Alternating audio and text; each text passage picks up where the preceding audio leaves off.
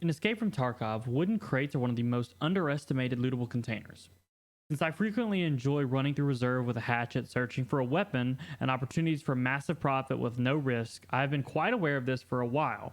However, given my recent experiments, it was time to get some tangible numbers to present to the community. Wooden boxes were by far my most difficult task so far.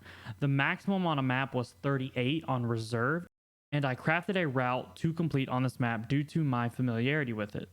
However, the routes consisted of many high traffic areas, including all but one of Gluhar's potential spawns. In addition, there were over 500 items that can spawn in these wooden crates.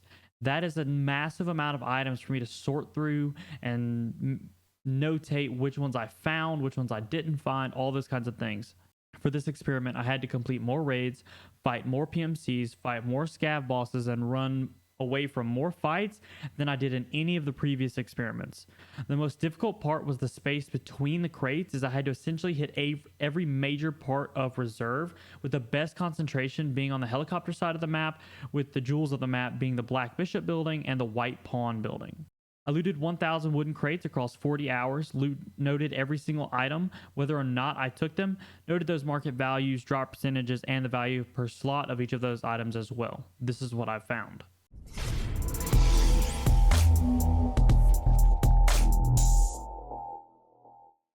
Hi, I'm Solaris, and welcome to another looting guide for Escape from Tarkov. The idea behind each of these guides is to attempt to provide a practical drop rate for these items.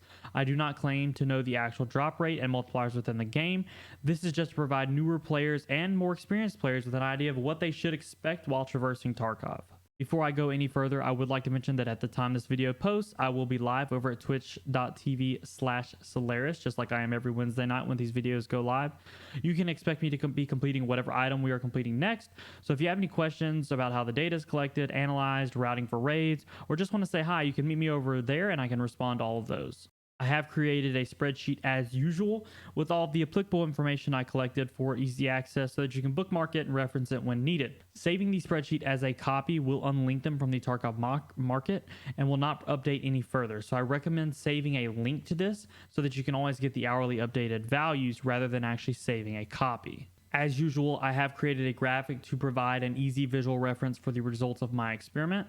Due to the high number of items that are available and the high variety of items that I found, I had to create a larger amount of graphics, so we will attempt to go over these as efficiently as possible, but all data will be in the spreadsheet. So if you have any questions, any further information that you're looking for, check there before coming and asking me. The total count of different items that I found was 391, so there are a total of around 10 graphics, which we'll attempt to breeze through with the most pertinent information as fast as possible. So please bear with me while I give you the best of the info. If you would like more info, please check the spreadsheet or ask me on stream. For this, we will be hitting the major points along the way. I will be switching the graphics on the screen as I go along. However, I may not be specifically referring to the graphic that I am on at the time like I normally would be due to, the change in the list of where AKs may be or different weapons, different headgears, all that kind of stuff is sorted a certain way and it's not all together. So I will be hitting them as I go, but I won't necessarily be referring to only the ones on the page that we're looking at. The first few graphics that we have here will contain a majority of the ammo that I found throughout all 1,000 crates. This was one of the biggest surprises. When referencing the Tarkov wiki, there was a very limited amount of ammo that it said was contained within these crates. However, I found multiple different kinds of shotgun shell variations, most of the 5.45 types of ammo. In addition, I found a lot of different kinds of the 5.56, most variations of the 5.7 ammo, the 7.62 by 3.9, and the 7.62 by 5.1. I found some variations of the 7.62 by 5.4, but not all of them, and found many other of the 9x18 and 9x19 bullets. I did not find all of any specific bullet or round. However, I did find a lot of different kinds of each one. One of the biggest surprises was the sheer amount of weapons that we found across the boxes. A majority of them were AKs or AK variants.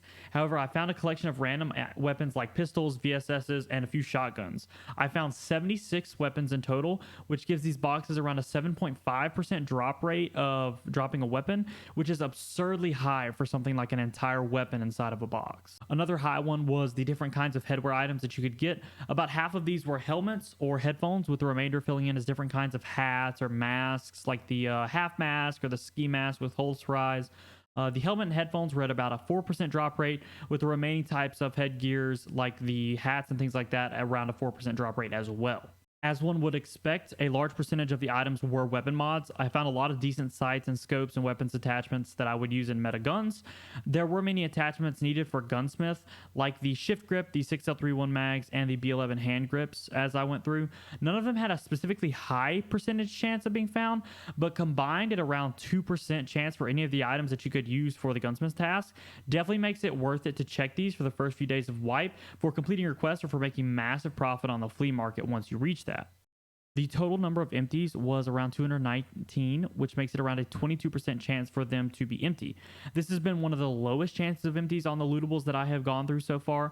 However, due to the lower value of a lot of the more common items that can be found in these boxes, their value per box was quite low at the time of recording. These values, just like many others, would spike during a wipe, which should encourage people to loot most of the different lootables around a wipe, as these all have massive chances for value on specific items.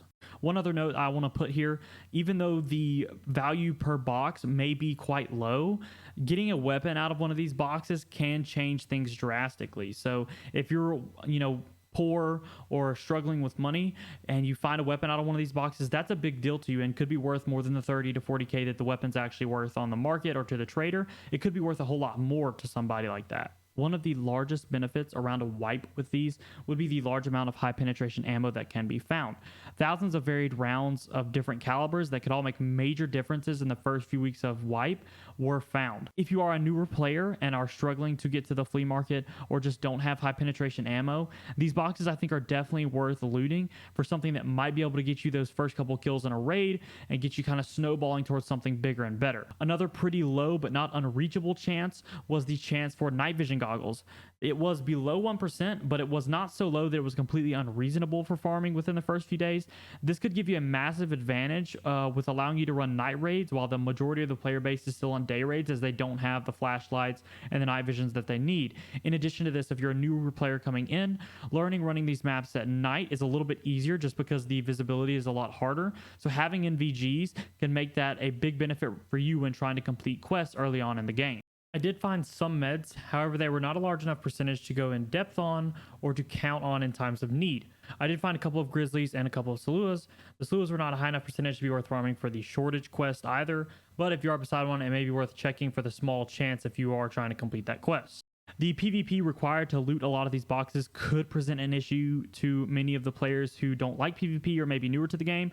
However, as they seem to be looted quite rarely, leaving them to loot later in a raid would possibly be an easier way to hit the more high traffic areas where these boxes are with a little bit lower of a risk. So just waiting until 10, 15, 20 minutes into raid where you think a lot more PMCs have left and trying to go loot these boxes at that point might be a better idea for somebody who's a little bit concerned about getting into some PvP situations. If you felt that the information that I provided here was helpful, it would be greatly appreciated if you would like the video. If you'd like to see more content like this, I do recommend subscribing, hitting that notification bell so you can see these videos when they are released. I'd greatly appreciate any comments down below, and we'll read and try to respond to each one of them.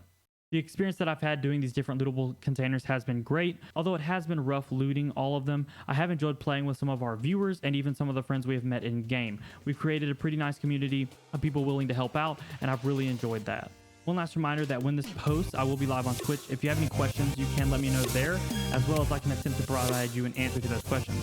With that, I'll see you in the next one.